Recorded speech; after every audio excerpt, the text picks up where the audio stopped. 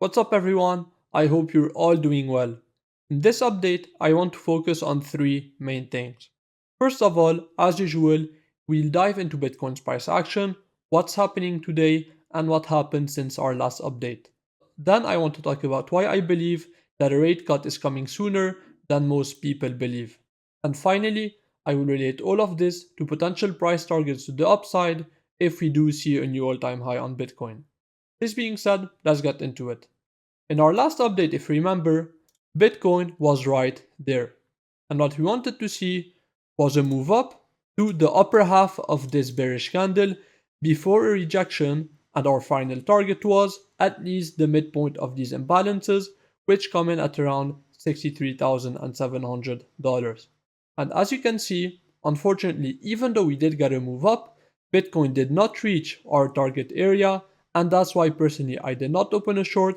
However, we did get a very nice drop to the downside, and right now it does seem that today it's very possible that Bitcoin will reach this target.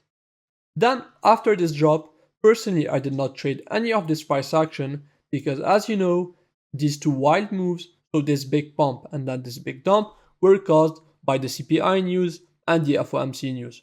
And for the people on the Discord, you know that I do not trade around these news. And that's why what I did is simply waited for these news to come by, and then on Thursday, so when these news were over with, I started to look for shorts again. Because again, our targets was at least the midpoint of these imbalances, which are still below us.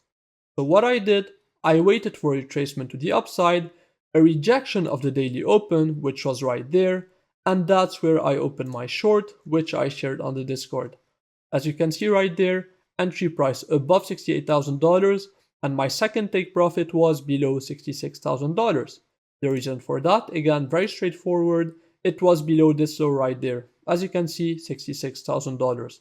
So as soon as we got this break, I took a take profit 2 on my short, and now I'm holding the rest of my short position for a drop to lower prices. And quickly, what happened yesterday? We got a very strong bounce right there of above 3%, I believe it was. As you can see, above 3%. And what happened as usual? Everyone on Twitter started to flip bullish. They saw a strong bounce, a break above $67,000, and of course, these people that don't have a trading plan keep on changing their opinion. So as soon as they saw this bounce, they started to flip very bullish. But what we did, we remained calm, and personally, if you remember what I said, was that I personally did not like this bounce. As you can see, that was near the top of this bounce. I said again that I didn't like this bounce because a double bottom right before reaching the imbalances, which were below 64,500 right there, was an unlikely bottom in my opinion. And what happened today morning? This entire bounce was given back and even more, and we started to test the very top of the imbalances, which again start below this low. If the chart can just load. I don't know what's happening, it's not loading finally. So right there below this low at $64,500. But personally, I still want to see lower prices, and in any case, as you can see, this low will probably get broken. I want to see a much bigger drop, a sharper drop, and a massive increase in volume. This drop was nice, but in my opinion, it wasn't deep enough, and the volume, even though we did get a nice volume spike, I want to see a massive volume spike. So personally, that's why I still want to see lower prices. And this being said, from our last update, not much has changed. We wanted to see the imbalances below this low right there, and today it does seem that we will get our target reached. And a quick reminder, if you go on the daily time frame, we also have an order block sitting at about $63,000, so right there, and the bottom of this order block comes in at $61,000. So this entire area will be seen as a support, but the strongest area in my opinion will be between $64,500 and $63,000. Personally, my favorite scenario would be something like this. So a quick and sharp drop and then a quick reversal to the upside. That's personally my base case on Bitcoin. On the other hand, of course, if we do lose the bottom of this order block, personally, I would probably be looking back at $52,000. However, at this point, I don't believe that this bearish scenario is plausible simply because of the Elliott wave count that I shared in my last update. This being said, why do I believe that we will get a Fed rate cut soon, and how will it affect the markets, including Bitcoin? If we go over to the Fed funds rate chart, what you see in front of you is the Fed funds rate since 1955, and that's the rate that the Fed controls. So let's look at what happened since 1955. You can see if I zoom in, you have a slow increase, and then this gray area represents a recession. So the Fed increases rate, and then because you have economic troubles, they're forced to cut rates very quickly. Again, increase, they pause, recession, and they're forced to cut rates. One more time. What happened here? They increased rate, they pause, recession, and then they drop rates very quickly. So what you see from history, if I zoom back out, is that every single time the pace at which they drop rates is very fast compared to the rate increases.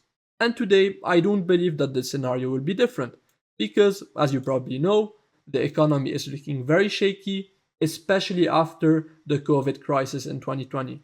So, in my opinion, what will happen, again, just by looking at history, I'm not talking about any fundamental analysis, just by looking at history, what always happens is that the Fed increases, they pause, you have a recession, and they're forced to cut rates.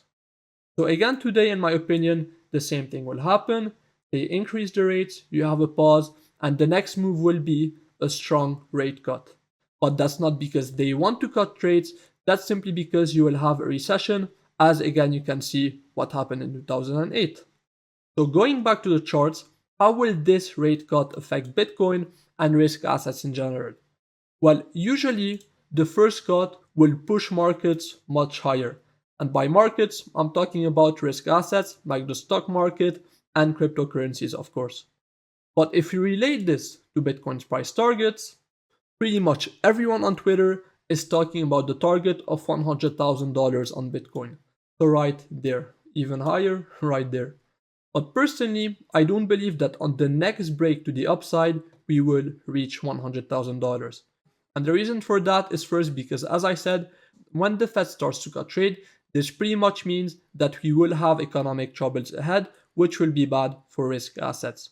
And then, very simply, if you look at the targets for the Elliott wave counts, as you know, right now we have a 1 2 into a 1 2 3 4, and now we have the wave 5 of this wave 3. So, a simple way to find targets, of course, is to relate the wave 1 and the wave 3. So, simply take the fib extension of the wave 1 to the bottom of wave 2, and as you can see, the 1.618 comes in at around $78,000. Also, there's two pockets that I like to look at. If I remove log scale and then when, the first pocket will be from high to low. This will be the first pocket, which also comes in at around $79,000. And the second one will simply be, will simply be the golden expansion, which comes in around $85,000. And that's why personally, if we do get a new all-time high on Bitcoin, a high target, in my opinion at least, will be $85,000. So what Bitcoin could do is, for example, a bit of a bigger drop, then a reversal, $85,000, a huge bull trap, and then a quick and sharp drop, which will be our wave 4 that you see right there. So maybe the wave 4 will come in right here. And the more conservative target will be a front run of $80,000. So maybe again, a drop, a reversal, front run $80,000, so maybe $78,000, $79,000, and then a quick and sharp drop into our wave 4 right there. So personally, that would be my base case on Bitcoin. I don't believe that on the next break to the upside we will get $100,000. I simply believe that people are too bullish and too many people are expecting this target to get reached. However, after the wave 4 will be put in, what you see is that we have our wave 5. So in principle, what we could get is again, wave 3, drop in a wave 4, and then maybe a slow wave 5 to $100,000. So that was mainly it for this update. Again, looking at levels, in my opinion, we still have lower prices to be seen on Bitcoin. I want to see the imbalances below us filled, which again, if you go on the 4-hour chart, come in right there on this bullish candle between 64,500 and all the way down to $61,200. After this, if I see a nice drop, a quick drop, a lot of volume, I will be interested in long and try to ride Bitcoin much higher. So that was mainly it for this update. I hope you guys enjoyed it and see you in the next one.